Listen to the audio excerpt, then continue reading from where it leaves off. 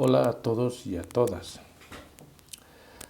En este video quisiera yo un poco complementar lo que hemos visto en el anterior, que ha sido el de la hipótesis. Hemos explicado que la hipótesis es una posible respuesta al problema que tiene que exhibir, es decir, que tiene que mostrar variables, y el trabajo empírico, es decir, la recolección de datos, se debe hacer en función de esas variables, de la hipótesis. Esa es la idea de su papel o su rol de guía. O sea, la hipótesis contiene variables. Estas variables contienen o se pueden desagregar en indicadores. Ese proceso se llama operacionalización, que lo vamos a ver posteriormente. Y en función de esas variables y de esos indicadores, uno tiene que pensar y reflexionar cómo obtener los datos. Este proceso es básicamente la estrategia metodológica. Entonces, podríamos decir que la estrategia metodológica son modalidades que tiene el investigador para la obtención de datos, su procesamiento y sistematización. Para lograr eso, es decir, para la obtención de datos, procesamiento, sistematización de esos datos, deben pensarse en qué instrumentos o técnicas voy a utilizar yo para obtener ese dato. Es decir, no se puede obtener cualquier dato con un solo instrumento. Es decir, aquí, digamos, hay una diversidad de posibilidades. Dependiendo de qué dato necesito, yo utilizo un determinado instrumento, o también llamado técnica de investigación, o también en algunos textos método empírico de investigación. Entonces hay que pensar y reflexionar en por qué elijo este instrumento para obtener este dato, es decir, cuáles son mis razones. ¿Por qué metodológicamente es más válido utilizar, digamos, la entrevista que las historias de vida? ¿Por qué? Esos criterios de elegir instrumentos también deben ser explícitos, y en algunos casos nosotros, los investigadores sociales, debemos elaborar los instrumentos y aplicarlos, ¿verdad? Entonces, hay una diversidad de instrumentos de investigación social entre los cuales está varios que son ya usados, conocidos por ustedes, como la encuesta, como la entrevista, como la observación directa, los grupos focales, las historias de vida, la intervención antropológica, etc. Hay una diversidad, análisis del discurso, análisis del contenido. Dependerá de qué hipótesis tengo y qué variables tiene esta mi hipótesis, qué datos quiero obtener. Esta es una reflexión. Eso se llama estrategia metodológica. También vale la pena decir que en algunos textos está como estrategia metodológica, en otros está como diseño metodológico, en otros está como diseño de investigación, pero nada, se trata de lo mismo, es decir, de reflexionar y planificar con qué instrumentos voy a obtener los datos que me está sugiriendo la hipótesis. Esa es la idea de estrategia metodológica. ¿Qué empleo? ¿Cómo obtengo el dato de forma más eficiente, más clara y más útil? Bueno, en estrategias metodológicas yo solamente voy a hacer una referencia muy vaga, digamos, porque se podría profundizar más, pero esto ya es una cuestión epistemológica, una cosa más profunda.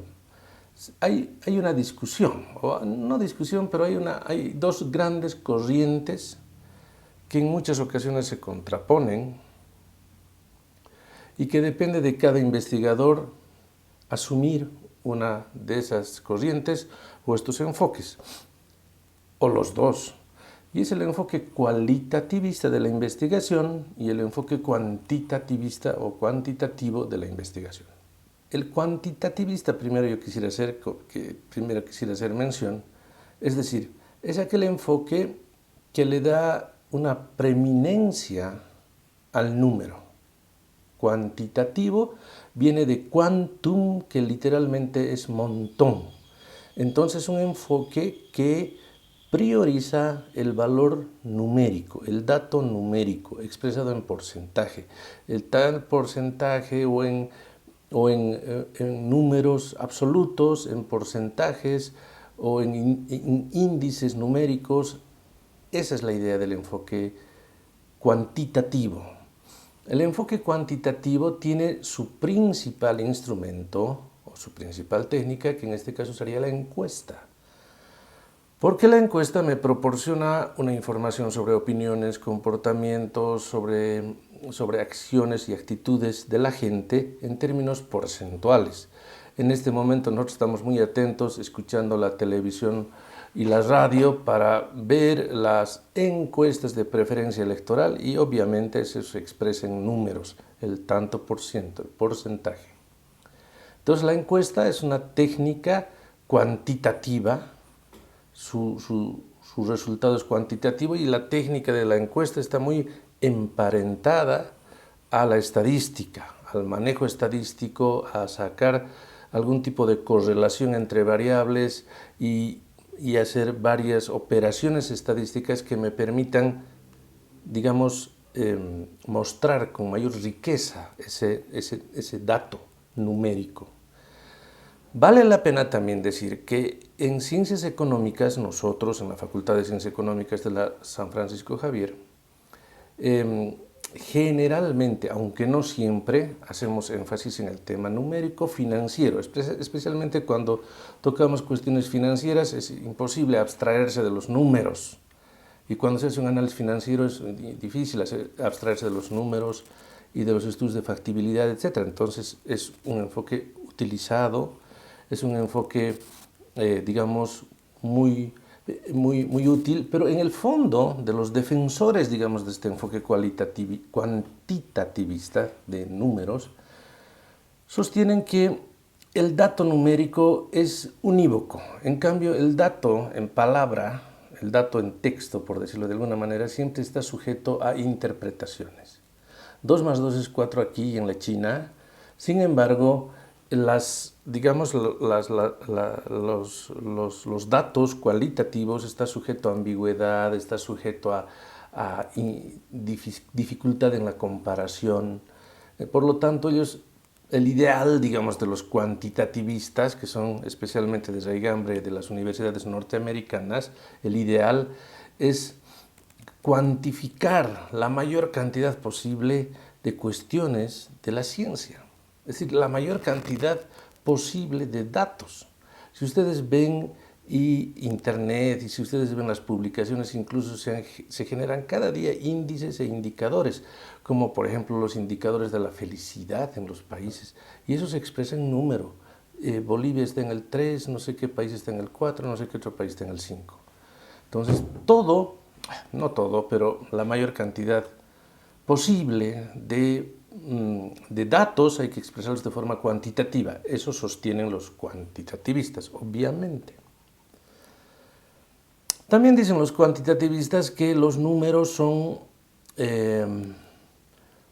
fáciles de comparar, los números son unívocos, los números tienen estadística, con los números se pueden hacer inferencias, se puede trabajar de forma, con la ayuda de la matemática, se puede hacer extrapolaciones, se pueden descubrir tendencias y tienen razón en parte.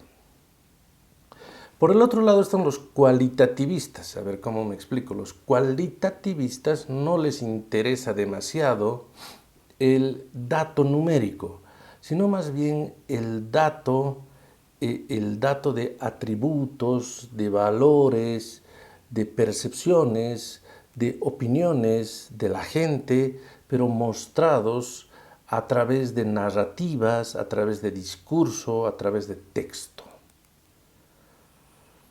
Me explico un poquito. Este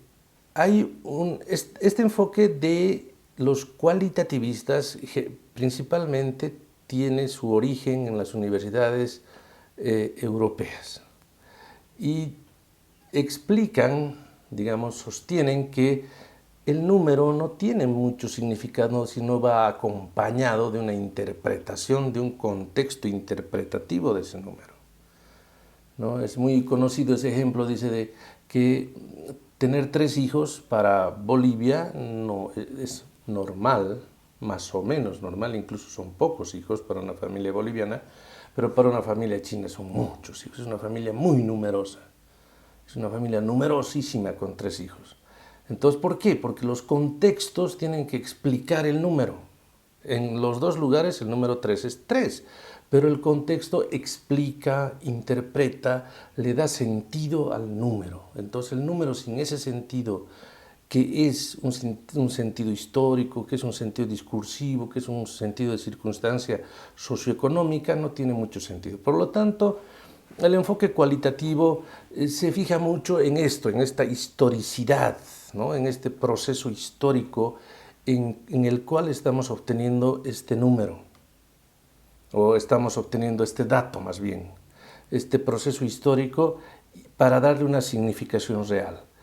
A la vez de considerar el proceso histórico, tenemos que considerar las prácticas, los discursos, la cultura para obtener un dato peculiar, un dato que realmente sea profundo, que realmente, digamos, sea un dato que proceda tomando en cuenta los factores propios de una determinada realidad. Estos datos son generalmente discursos. Hay que prestar mucha atención, dicen los cualitativistas, al discurso. Pero no un discurso, y esto lo vamos a ver luego cuando analicemos análisis de discurso, no un discurso en el sentido del que utilizan los políticos en las plazas o haciendo políticas. Generalmente está discurseando el gobernador, está discurseando el político, está discurseando una autoridad. En rigor, el discurso está circulando en todo ámbito. Nosotros vivimos en una sociedad de discurso. Yo tenía mi profesor que era Luis Antesana, que decía, es como si nos golpearan los discursos, es como si los discursos nos rodearan. Estamos todo el tiempo recibiendo discursos y emitiendo discursos, procesando esos discursos. ¿No? Me llega ese discurso y yo lo emito también, emito mi propio discurso, y eso se llama interdiscursividad. En eso estamos, en ese hecho de interdiscursividad estamos nosotros siempre, digamos, inmersos. Y si uno lee a Foucault va a descubrir que estos discursos tienen por detrás poderes, micropoderes, intereses de perpetuación de poderes, intereses de subvertir poderes. Entonces hay que tomar en cuenta esos hechos.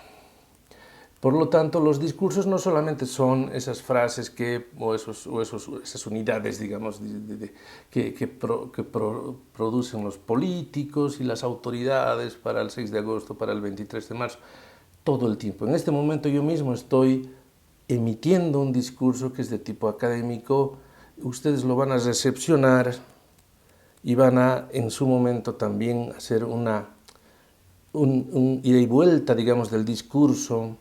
Pero no hay discurso solamente académico, hay discurso religioso, hay discurso cultural, hay un discurso obviamente político, hay un discurso económico, hay un discurso... Y hay discursos predominantes y otros discursos no predominantes.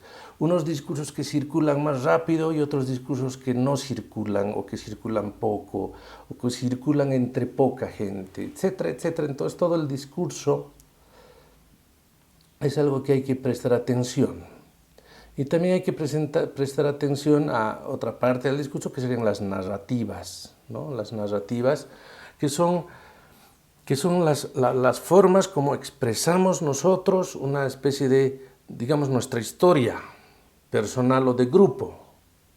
Yo tengo una determinada forma de decir las cosas, una determinada forma, utilizo determinadas palabras en vez de otras, callo algunas cosas y otras cosas digo, y todo eso tiene un porqué.